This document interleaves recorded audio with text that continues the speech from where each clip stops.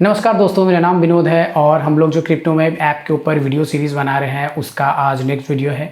इसके पहले हम लोगों ने जो 2 वीडियो बनाया है वो क्रिप्टो में पोर्टफोलियो टैब के ऊपर बनाया है और उसमें हम लोगों ने काफ़ी अच्छी तरीके से समझा कि आप कैसे मैनुअली डेटा ऐड कर सकते हैं, कैसे करके बाय और सेल डेटा ऐड कर सकते हैं।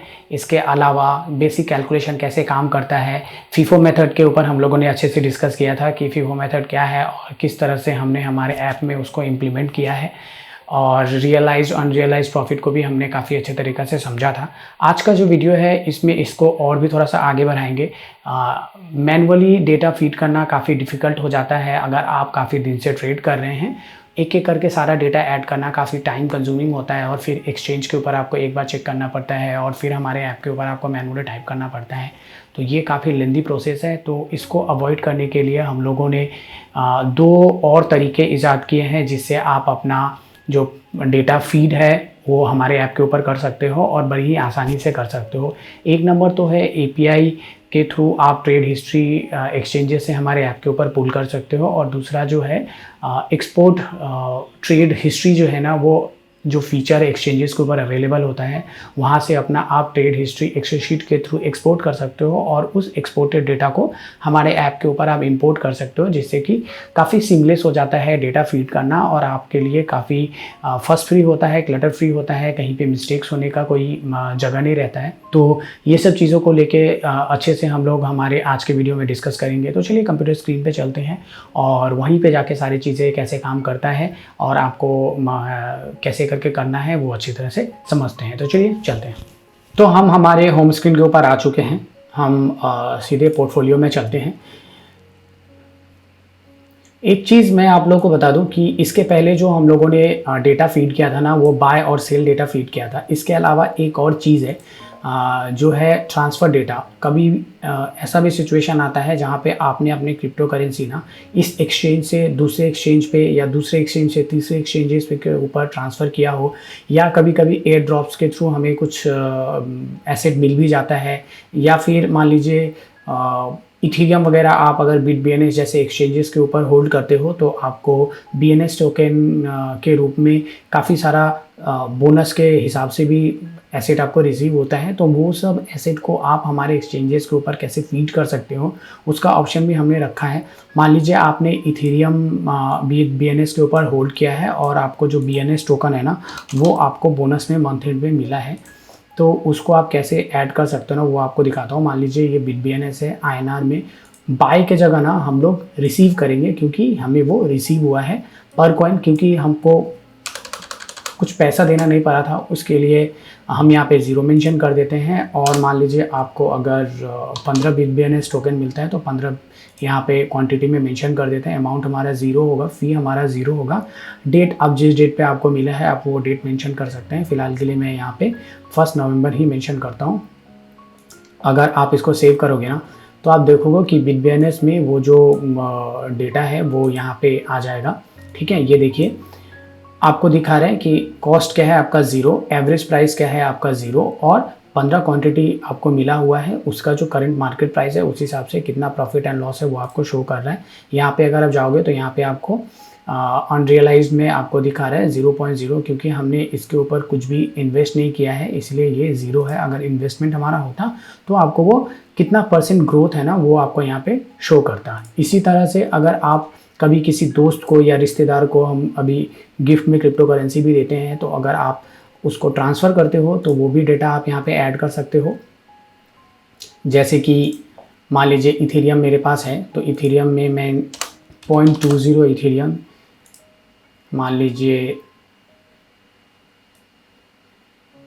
BitBNS के ऊपर था, आई गेस BitBNS के ऊपर हमने किसी को सेंड कर दिया है। तो अगर आप इसको प्राइस पर कॉइन जो है ना ये मैं मान लीजिए फ़िलहाल के लिए 0 करता हूँ और अमाउंट में क्योंकि आपने ये परचेज़ किया हुआ था और आप किसी को गिफ्ट कर दे रहे हो या फिर आप किसी और एक्सचेंज के ऊपर ट्रांसफ़र कर रहे हो तो फिर आपको वो जो जितने में आपने परचेज़ किया ना वो इन्वेस्टमेंट से भी माइनस करना पड़ेगा। अगर आप ये नहीं करते तो आपका जो इन्वेस्टमेंट का कैलकुलेशन है ना वो गलत दिखाएगा।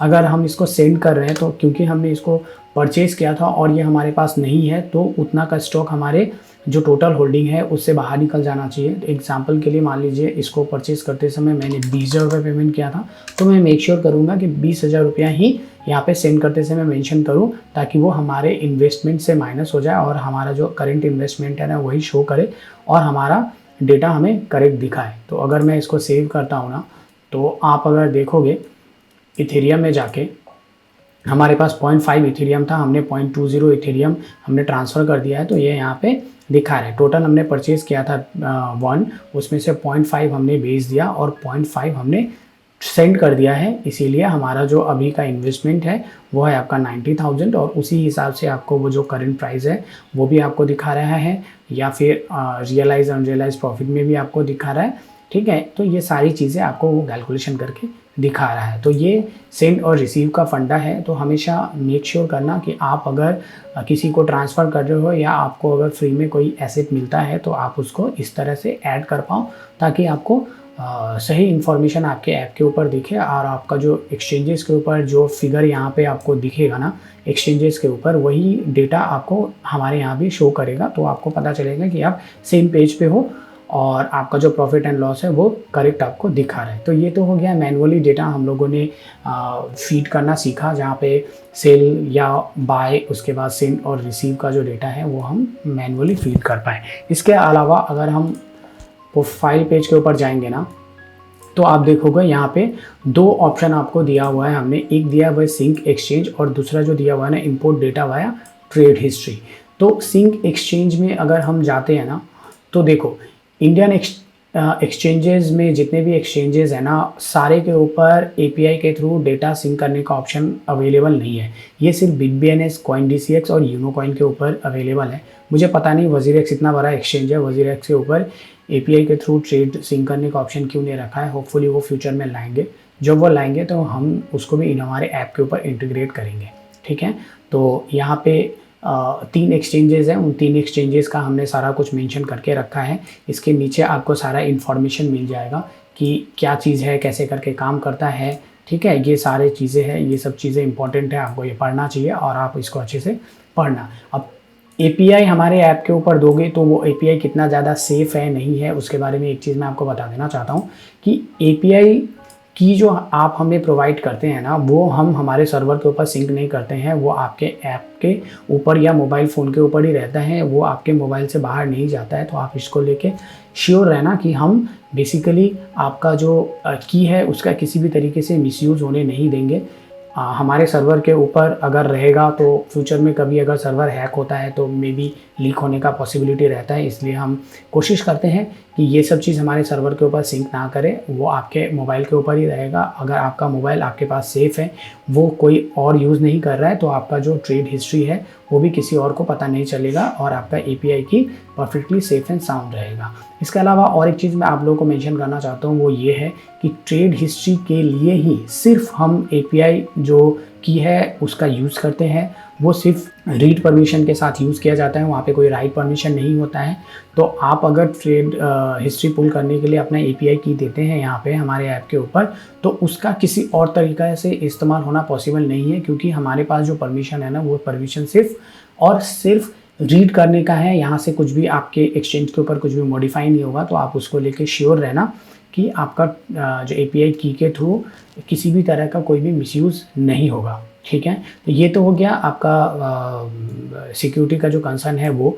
अब बिटबीएनएस है, कॉइनडीसीएक्स है और यूनोकॉइन है। ठीक है, तो बिटबीएनएस, कॉइनडीसीएक्स, यूनोकॉइन को हम लोग सिंक कर पाएंगे, इसके अलावा जो एक्सचेंज है उसको सिंक नहीं कर पाएंगे। अब डेटा सिंक का एक प्रॉब्लम है, डेटा सिंक का स्पेशली बिटबीएनएस का। अगर आपके पास बहुत पुराना ट्रेड हिस्ट्री भी अवेलेबल है, मान लीजिए आप 2 साल 3 साल से ट्रेड कर रहे हैं या 1 साल से ट्रेड कर रहे हैं, लेकिन काफ़ी सारा ट्रांजैक्शन है, तो एक चीज़ आपको नोटिस में रखना है, वो ये है कि जब आप सिंक करोगे ना एक्सचेंज को, तो उसमें काफ़ी समय लगता है, क्योंकि डेटा काफ़ी लंबा होता है और काफ़ी सारा ट्रांजैक्शन होता है, तो उसको सिंक करने में थोड़ा समय लगता है। तो आप थोड़ा पेशेंटली वेट करना, कभी कभी 5 से 10 मिनट तक सिंक करने में लग जाता है अगर डेटा का वॉल्यूम ज़्यादा है या ट्रांजैक्शन का वॉल्यूम ज़्यादा है तो अब यहाँ पे एपीआई की आपको दिख रहेगा और एपीआई सीक्रेट, मतलब ये सीक्रेट की है, ये दोनों एक्सचेंजेस के ऊपर मिलेगा।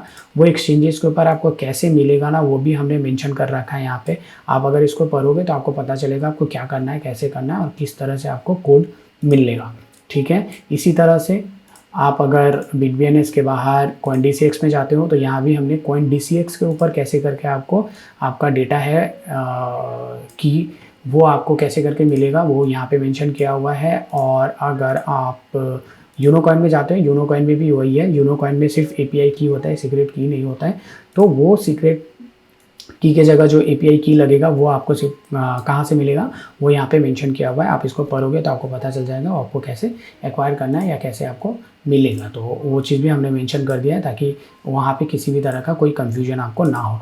तो BitBNS और वजीरत के ऊपर मैं काफ़ी दिन से ट्रेड करूँ तो काफ़ी लंबा चौड़ा डेटा है वहाँ पे मेरा, इसलिए मैं BitBNS पास सिंक नहीं करूँगा क्योंकि फिर 10 मिनट तक हमें ऐसे ही चुपचाप बैठना पड़ेगा सिंक करने के लिए।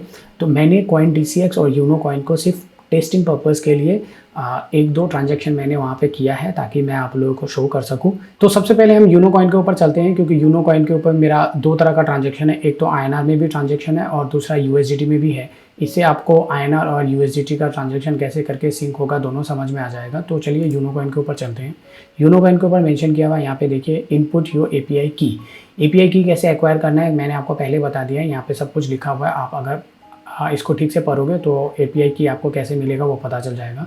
फ़िलहाल के लिए यहाँ पे इनपुट योर API की में मैं जो अपना API की है ना वो यहाँ पे मेंशन करूँगा।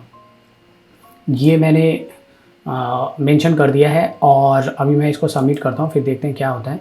ये देखिए ये सिंक हो गया और नीचे मेरे को बता रहा है कि यूनोकॉइन सिंक हो गया है। आप अपने पोर्टफोलियो पेज के ऊपर जाइए और आपको वो सिंक दिखाएगा।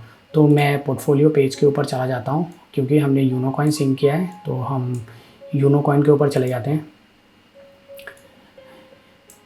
ये देखिए यूनोकॉइन के ऊपर जब मैं आया ना तो ये देखिए दो तरह का ट्रांजैक्शन मेरा ऐड हुआ है। मैंने USDT परचेज़ किया था और BTC परचेज़ किया है।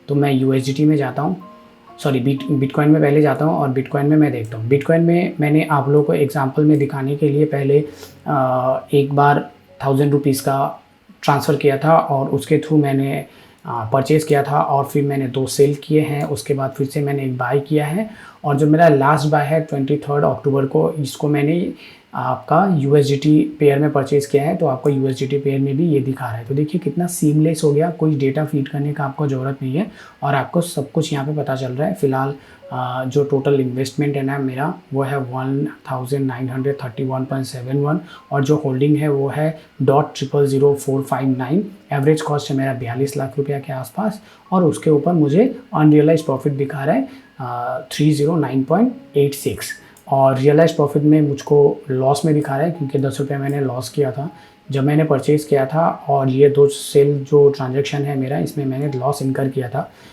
सिर्फ आप लोगों को दिखाने के लिए।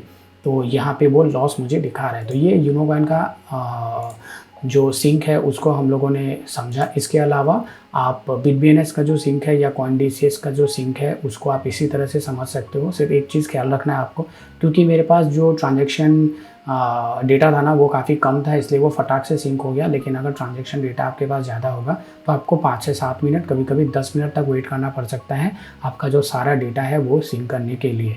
एक चीज़ ख्याल रखना कि जो हम डेटा सिंक करते हैं वहाँ पे अगर आपने कभी ट्रांसफ़र किया है किसी को या आपको कभी रिसीव हुआ है कुछ, तो वो डेटा हम सिंक नहीं करते हैं। क्योंकि अगर आपको जो रिसीव हुआ है वो कितने में रिसीव किया है आपने और अगर आपने किसी को कभी ट्रांसफ़र किया है तो वो कितने का ट्रांसफ़र किया है, ये डेटा हमारे पास नहीं रहता है। एक्सचेंजेस वो डेटा प्रोवाइड नहीं करते, वो सिर्फ इतना बताते हैं कि आपने ये वाला करेंसी इतना क्वांटिटी में इस एड्रेस पे आपने भेज दिया है। तो उस इंफॉर्मेशन से हमें सटीक इन्फॉर्मेशन नहीं मिलता है कि वो आपके इन्वेस्टमेंट में जो अमाउंट है वो ऐड होना चाहिए या नहीं होना चाहिए, कितना ऐड होना चाहिए कितना ऐड नहीं होना चाहिए, वो डेटा हमें करेक्ट नहीं मिलता है। इसलिए हम जो ट्रांसफ़र का डेटा है उसको सिंक नहीं करते हैं, उसको आपको मैन्युअली सिंक करना पड़ेगा। और एक चीज़ ख्याल रखना आप लोग, हम लोग सिर्फ INR और USDT पेयर में ही यहाँ पे शो कर रहे हैं। तो अगर आप कभी बिटकॉइन या फिर इथीरियम या फिर वजीरेक्स के ऊपर WRX पेयर में कुछ बाय या सेल किए हो तो वो ट्रांजेक्शन आपको हमारे पास सिंक होता हुआ नहीं दिखेगा, वो आपको मैन्युअली करना पड़ेगा। या फिर फ्यूचर में जब हम हमारा दूसरा पेयर में सिंक करने का ऑप्शन या दूसरा पेयर भी ऐड करेंगे ना, तो आपको वो सारा ट्रांजेक्शन सिंक करके या मर्ज करके एक साथ आपको दिखाएगा। तो ये है ईजीएस्ट वे डेटा सिंक करने का एक्सचेंजेस के थ्रू। ये तो हो गया एपीआई के थ्रू आप डेटा सिंक कर रहे हो। और इसके नीचे जो है ना ऑप्शन, अगर ये आप ख्याल करोगे तो ये है import data via trade history. Import data via trade history क्या होता है, आप जो भी एक्सचेंजेस के ऊपर ट्रेड करते हो वो एक्सचेंज आपको डेटा प्रोवाइड करता है ये बोल के कि आपने जो इतने दिन में ट्रेड किया है वो कितने में किया है, कितने का किया है, कब किया है, वो सारा शीट आपको वो प्रोवाइड करता है आप अगर एक्सचेंजेस के पेज के ऊपर जाते हो। एग्जांपल के लिए मैं आपको एक चीज़ दिखा रहा हूँ। ये देखिए, ये WazirX का जो प्रोफाइल वाला पेज है ना, उसका मैंने स्क्रीनशॉट लेके रखा है। यहाँ पे आप देखिए, यहाँ पे आपको दिखा रहा है डाउनलोड ट्रेड रिपोर्ट करके। डाउनलोड ट्रेड रिपोर्ट का जो ऑप्शन है ना, ये आपको सारे एक्सचेंजेस के ऊपर मिलेगा। थोड़ा बहुत फॉर्मेट इधर उधर हो सकता है। यहाँ पे आपको डाउनलोड ट्रेड दिख रहा है। अगर आप क्या बोलता है बिटबेनेस के ऊपर चेक करोगे तो ये आपको दिखाएगा मेल ट्रेड रिपोर्ट, ठीक है। और अगर दूसरे एक्सचेंजेस के ऊपर जाओगे तो थोड़ा बहुत अलग आपको दिखा सकता है। तो WazirX का अगर ट्रेड हिस्ट्री के ऊपर आप क्लिक करोगे ना, तो आपको इस वाले पेज के ऊपर लेके चला जाएगा जहाँ पे ये 90 डेज़ का ट्रेड आपको प्रोवाइड करते हैं। तो आप मेक श्योर करना कि 90 डेज़ का जो ट्रेड हिस्ट्री है वो आप एक्सपोर्ट कर लो। उसके बाद आपको फिर से 24 आवर तक का वेट करना पड़ेगा नेक्स्ट जो डेटा है वो एक्सपोर्ट करने के लिए। तो आपको इस तरह से 90 डेज़ करके जितना भी ट्रेड आपने WazirX के ऊपर किया है वो आपको रिक्वेस्ट ट्रेड रिपोर्ट में क्लिक करके अपने मेल के ऊपर ले लेना पड़ेगा। और मेल के ऊपर जब आप ले लोगे उसको वहाँ पे डाउनलोड कर लेना, और फिर हमारे ऐप के ऊपर आप उस एक्सेल शीट को अगर अपलोड कर दोगे तो आपका जो डेटा है वो आसानी से फीड हो जाएगा, ठीक है। WazirX के ऊपर ही ये 90 डेज़ वाला फंडा है। ये मुझको लगता है कि WazirX को ये ठीक करना चाहिए। इसके अलावा दूसरे एक्सचेंजेस के ऊपर जैसे बिटबेनेस हो गया, CoinDCX हो गया, ये सारे एक्सचेंजेस के ऊपर आपको इस तरह का कोई प्रॉब्लम देखने को नहीं मिलेगा। आप एक बार में ही डे 1 से लास्ट डे तक का जो ट्रेड हिस्ट्री है वो एक्सपोर्ट कर सकते हो, ठीक है। तो मैंने जो अपना ट्रेड हिस्ट्री है ना उसको डाउनलोड किया हुआ है WazirX के ऊपर से, और उसमें थोड़ा बहुत मॉडिफिकेशन मैंने आप लोगों को समझाने के लिए किया है। तो फिलहाल मैं उसको इंपोर्ट करता हूँ और देखता हूँ वो कितना आसान है फीड करना, ठीक है। इस वाले पेज पे जब हम क्लिक करेंगे ना तो यहाँ पे काफ़ी सारा ऑप्शन आपको दिखेगा। देखिए ऊपर से WazirX में दिखा रहा है चूज़ WazirX डेटा। WazirX में अगर आप बिटबेनेस का डेटा अपलोड करोगे तो वो आपको अपलोड नहीं होगा, एरर दिखाएगा। इसी तरह से बिटबेनेस है, बिटबेनेस में आपको बिटबेनेस का डेटा जो है वो इंपोर्ट करना है। CoinDCX अगर देखोगे ना तो CoinDCX में आपको दो तरह का डेटा अपलोड करने का ऑप्शन मिलेगा। एक तो है ऑर्डर और दूसरा है इंस्टा। ऑर्डर में क्या है ना, अगर आप CoinDCX के ऊपर स्पॉट में कुछ बाय एंड सेल करते हैं ना तो वो आपको ऑर्डर में दिखाएगा, और उनका जो क्विक सेल है या क्विक बाय है उसको उन लोग इंस्टा भी बोलते हैं। तो अगर उसमें आप बाय एंड सेल करते हो तो वो इंस्टा वाले कैटेगरी में चला जाता है। और दोनों का जो एक्सेल शीट का फॉर्मेट है वो अलग अलग है, और दोनों का एक्सेल शीट आपको अलग अलग तरीके से एक्सचेंजेस से एक्सपोर्ट करना पड़ेगा, क्योंकि वो दो फॉर्मेट में डेटा देते हैं, दो तरह का डेटा देते हैं। इसलिए हमने यहाँ पे दो अलग अलग कैटेगरी बना के रखा है ताकि आपको सारा ट्रांजैक्शन आप इंपोर्ट कर पाओ। अगर आपने जो स्पॉट में अगर बाय एंड सेल किया है तो स्पॉट बाय एंड सेल का जो आपको डेटा है वो एक्सपोर्ट करके यहाँ पे अपलोड करना है, और अगर आप क्विक बाय एंड सेल करते हो या फिर इंस्टा बाय एंड सेल करते हो तो आपको इंस्टा बाय एंड सेल का जो अपलोड वाला बटन है यहाँ पे उसको अपलोड करना है। इसी तरीक़ा से आपको यूनोकॉइन का भी मिल जाएगा। और नीचे जो चूज़ डेटा है ना, चूज़ डेटा का ये फंडा ये है कि यहाँ पे आपको पहले क्या करना है, डाउनलोड सैंपल पे क्लिक करना है। यहाँ पे एक एक्सेल शीट डाउनलोड हो जाएगा। मान लीजिए आप WazirX, बिटबेनेस, CoinDCX और यूनोकॉइन सबके ऊपर ट्रेड करते हो और आपको लगता है कि आप सबका डेटा एक साथ मर्ज करके अपलोड करना चाहते हो, तो ये वाला जो डाउनलोड सैंपल है इसको डाउनलोड करके आप जब एक्सेल शीट को डाउनलोड करोगे ना तो वहाँ पे सारा इंस्ट्रक्शन मिलेगा वो कैसे करके करना है। आप यहाँ पे सारा डेटा मैनुअली फीड करके अपलोड करोगे तो सारा डेटा एक साथ फीड हो जाएगा। या फिर मान लीजिए आप अगर CoinSwitch कुबेर के ऊपर ट्रेड करते हो तो क्योंकि यहाँ पे CoinSwitch कुबेर मेंशन किया हुआ नहीं है, वो क्योंकि फ़िलहाल के लिए API नहीं देते हैं तो हमने इंटीग्रेट नहीं किया है, लेकिन स्टिल आप अगर CoinSwitch कुबेर के ऊपर ट्रेड करते हो और आपको उसका डेटा यहाँ पे इंपोर्ट करना है तो आप चूज़ डेटा वाला जो ऑप्शन है वो सिलेक्ट कर सकते हो। पहले आप डाउनलोड सैंपल में जाके यहाँ पे हमारा जो गिवन एक्सेल शीट है आप उसको डाउनलोड करना और फिर उसको सारा फिल करके आप अगर यहाँ पे अपलोड करोगे तो आपका जो डेटा है वो फीड हो जाएगा।